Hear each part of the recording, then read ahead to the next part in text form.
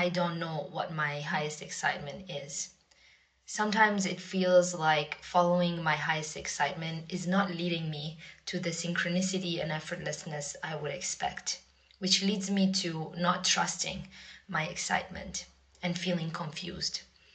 Other times, I just simply am not sure about what my highest excitement is, and I'm left confused, overwhelmed, and lost. Other times, when I think I'm clear on what excites me the most, I find moving towards that direction is met with obstacles, resistance, struggle, and general effort. I would love some guidance on what to do when you are feeling like you don't really know what excites you, what is your highest excitement, and or when it seems like following your highest excitement is met with more struggle and obstacles. Thank you so much. Well, first of all, again, we remind you that acting on your excitement does not have to be acting on huge things like big projects or careers. Everyday things, all you have to do is simply pick the one that has a little bit more attractiveness, curiosity, excitement, or passion connected to it. It can be as simple as taking a walk or reading a book. Just decide what seems more attractive at that moment and keep choosing things that have more attraction than any other ordinary daily thing. And it will build and it will grow. But it also sounds like you're confusing the idea that there is red light and green light synchronicity, because sometimes even things that do represent your excitement, synchronicity is telling you this isn't the time to act on it, and so it will present an inability to do so. But the other obstacles that may come up may simply be the idea of how it is you're willing to face challenges. Because remember, the reflective mirror in the formula is one of the things that brings to your attention any belief systems you may be holding on to that are out of alignment with your excitement, but you have to face them. You can't just assume that following your passion means you will never have to look at the ideas that are out of alignment with your passion in your belief system. That's the exact thing you're supposed to be doing, is revealing all the beliefs within you that are negative, fear-based, or out of alignment, and dealing with them and finding out why you're holding on to them. So part of your excitement is to discover the things within you that are not your excitement, that seem like challenges. They don't have to be experienced as obstacles, but they will come as challenges. But you have to stay in a positive state, which is also part of the formula, in order to get a benefit of how you approach them to get and extract an advantage out of that experience. So even if something manifests that you objectively don't prefer, by staying in the positive state, you will still be able to get a beneficial effect out of the way that you look at it and the way you examine why it's there and why you may be holding on to a belief system that doesn't serve you. So you have to let go of all of these definitions of what you expect to happen, what you think is supposed to happen, and just deal with what's happening in the moment from a positive vibrational position in life, so you can get a benefit out of all of it, and keep it simple when we think of the idea of acting on your passion, instead of assuming it has to be some grand adventure. It can be everyday things. For example, the fact that you asked this question obviously was one of the more exciting choices that you decided was, at that time, the most exciting choice for you to do. So when this conversation is over, all you have to do is look around for whatever obvious things exist for you to act on. Take a walk, read a book, talk to a friend, eat a meal, and just keep picking the ones that are a little bit more exciting than anything else, that you have more ability to act on than anything else, and just keep doing that. It will lead to other things. We understand this is a very condensed, very rapid, very simplistic answer, but without actually engaging with you much more deeply in a private or personal conversation, this is what we can give you at this time to help you understand the whole process of how synchronicity works.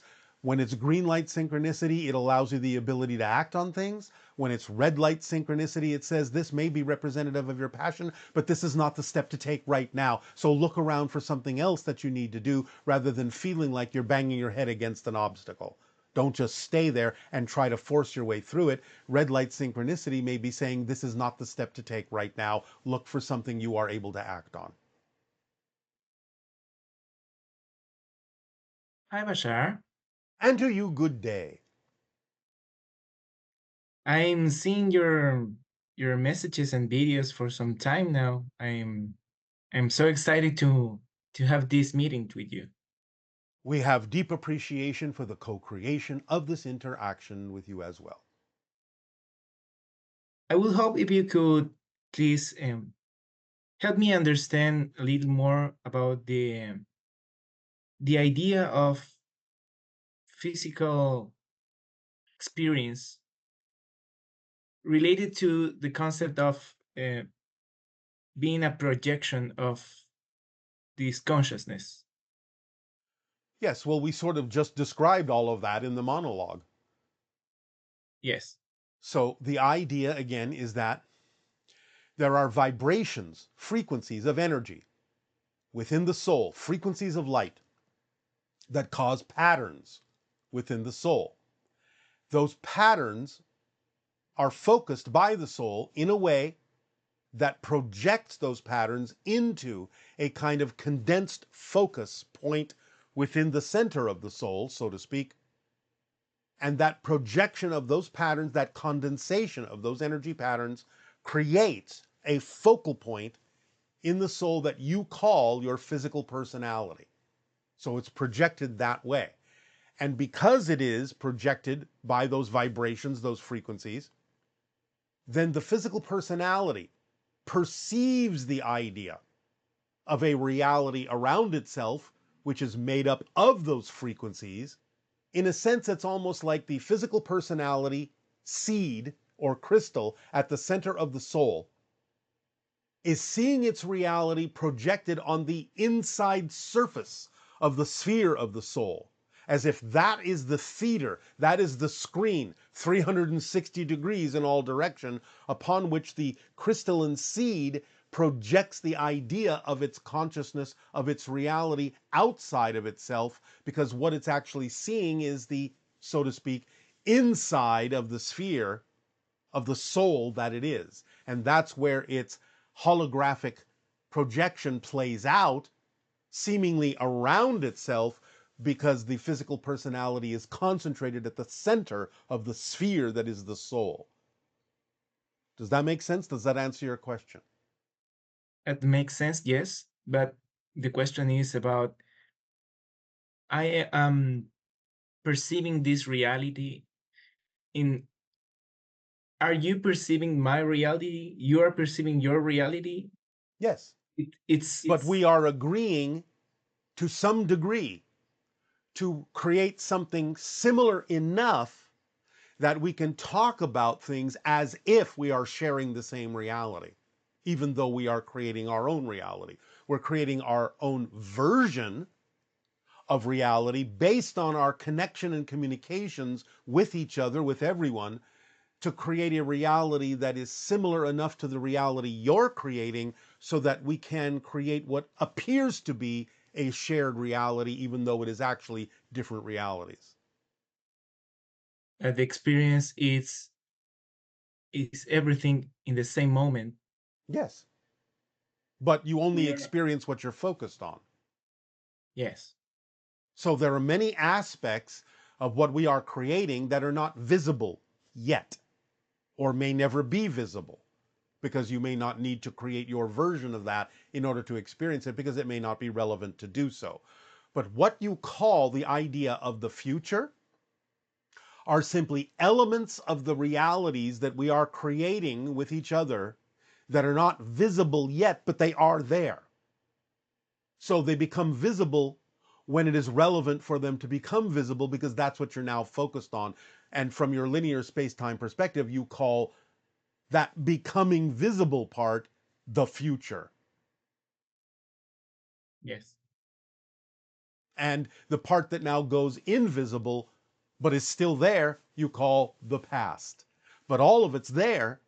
It's just that it's different about what part of it becomes visible to you at any given moment in the present.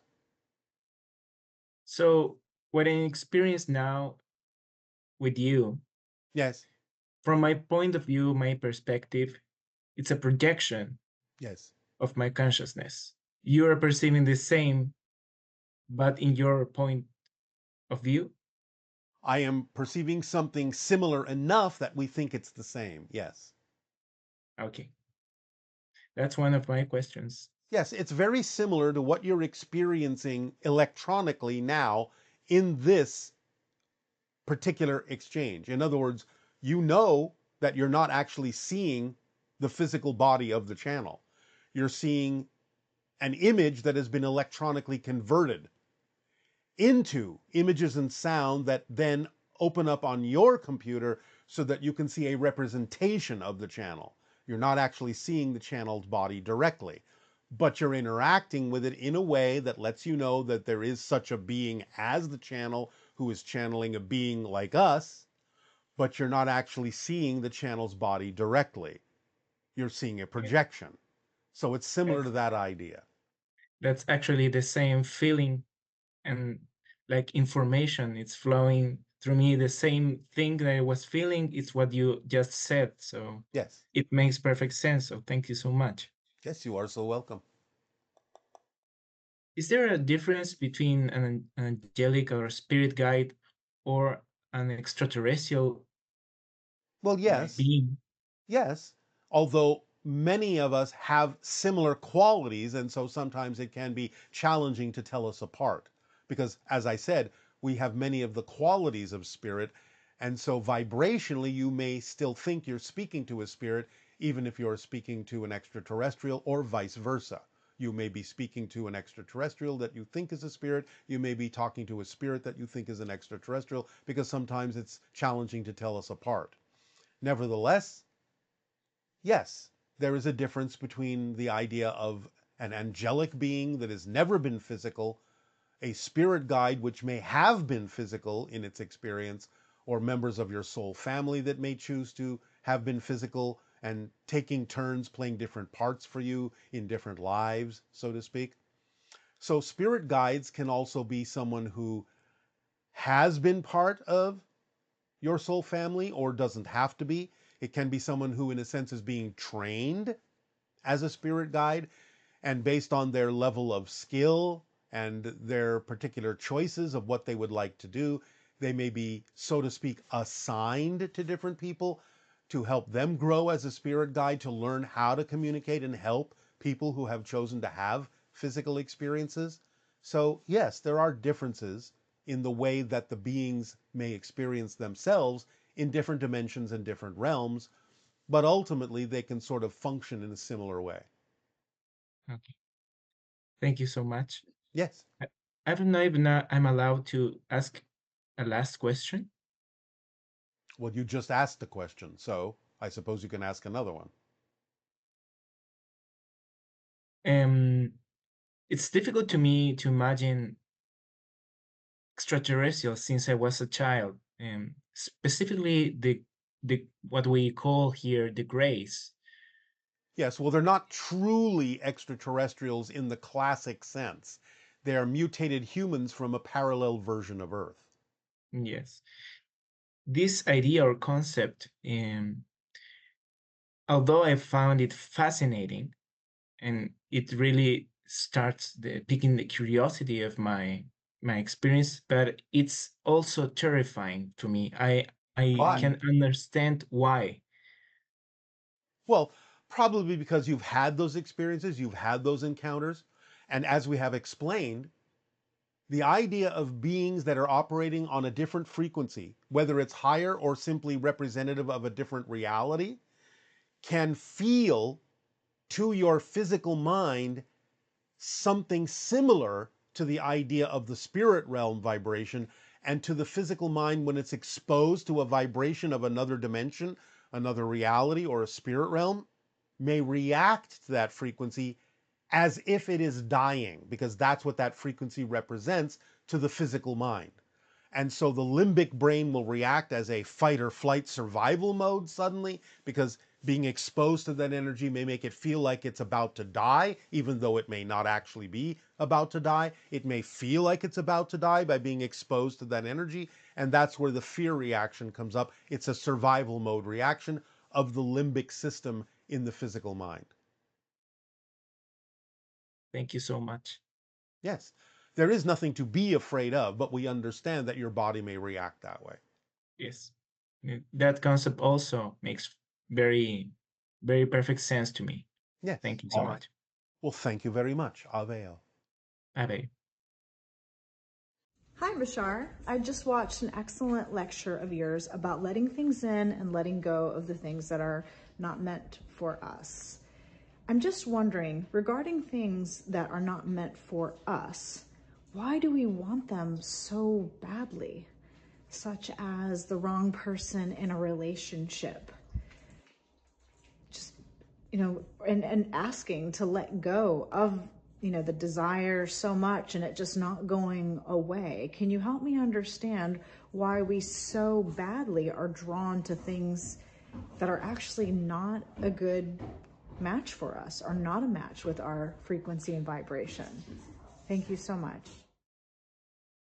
They're in your life for a reason, but not necessarily the reasons you think. And it's the insistence and expectation in your belief system about why you think those people should be in your life that's getting in the way, instead of allowing them to be there for the reasons that actually serve you. Because there are no accidents, and they're in your life for a reason, but they're in your life to teach you lessons. And one of the lessons is to not impose a societal assumption or structure on what a relationship is just because of the strength of the attraction.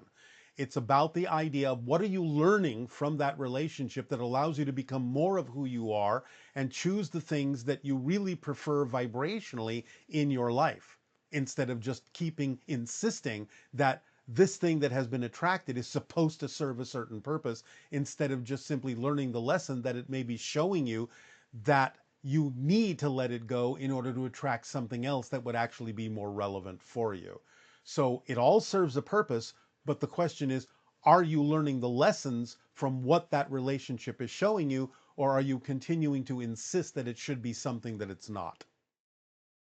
Ilya Ovna Bashar, Good day, good day. thank you for being the loving reflection that you are, by the way.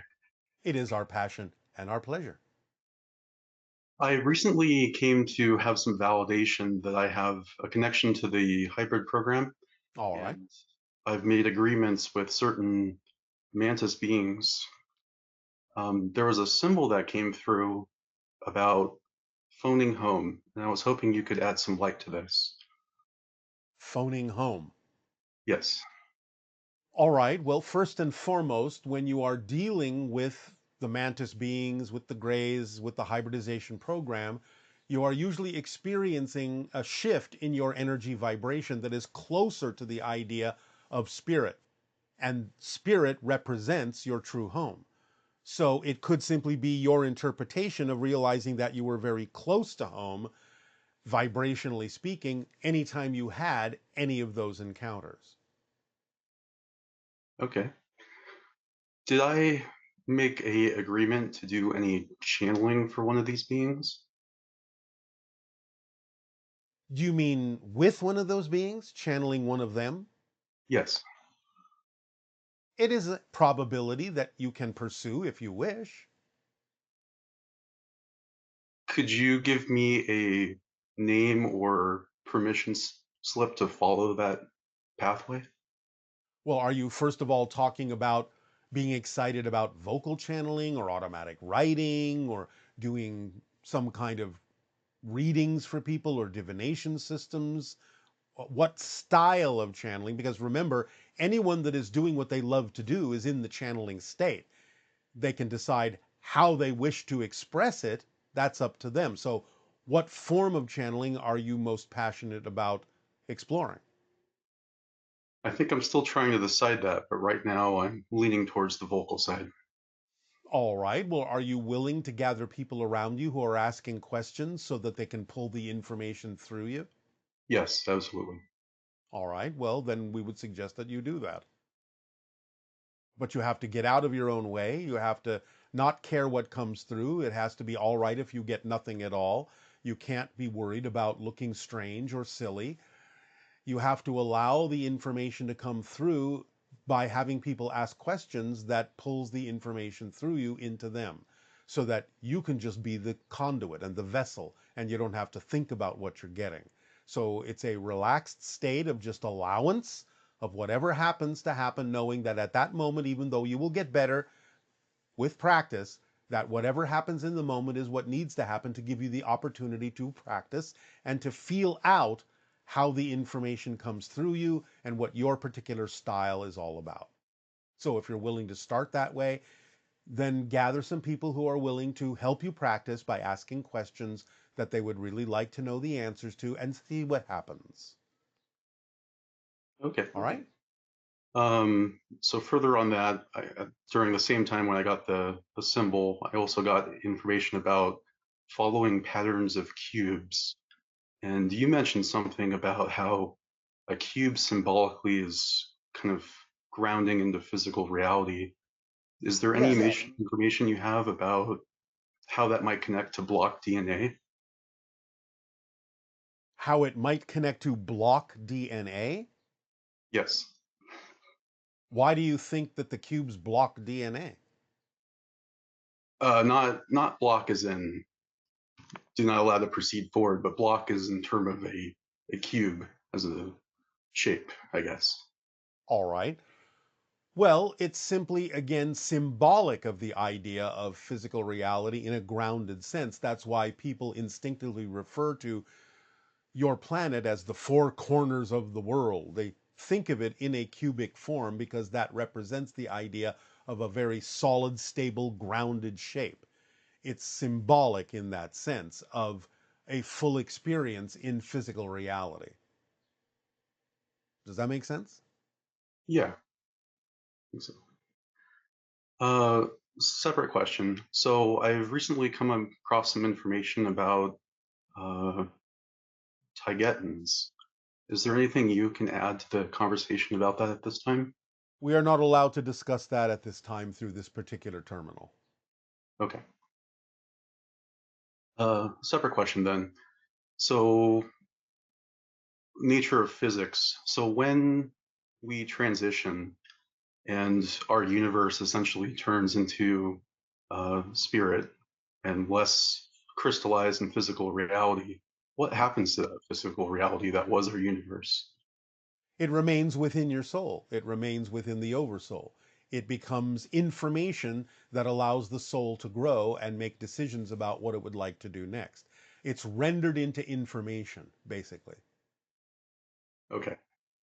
So concepts such as life insurance is useful for those who have perception agreements with us who also agree to that. But in terms of our physical reality, that's becomes information. Yes, it all turns into information that the soul can use to decide what lessons to have learned from it, from the experience, how it all factors into what the soul will decide to do next for its personal growth. Okay. If because we are shifting realities, one of the things I wish to do is honor all the life that I encounter. So when I'm in a situation for like weeding a garden, Yes. I don't want to harm those second density life forms, but I recognize that I shift to an earth where they're already different, but still I express the action of, well, I caused harm in the sense of my continuity. Can you help me address that perspective? Well, you must understand the idea that in nature, certain things sometimes do go through a cycle where they do disintegrate in order to reform. So if you do it out of respect, out of love, and fall into a natural flow of your relationship and your connection to nature, then you will find ways to do that that actually are in keeping and in alignment with the natural cycles of nature for things to be apparently destroyed so they can be recreated. It's what you simply refer to as the cycle of physical reality, the cycle of life. Okay, that makes sense. Yeah. All right. And then I guess lastly, is there any other information that is open to coming through at this time? When you start practicing the idea of channeling, make sure you allow yourself to adapt and to change in whatever way, shape, or form it seems natural for you to do so. Do not become rigid in the way that you think it has to present itself. You may at first start with your own higher mind, bringing that through so you can gain familiarity with what that feels like. And then you may start being aware of connections that you may have to other beings, like the mantis, where you then can, with further practice, bring through information from beings on that level as well. Excellent. Thank you, Bashar. Ilya Ave. You're welcome. Aveo.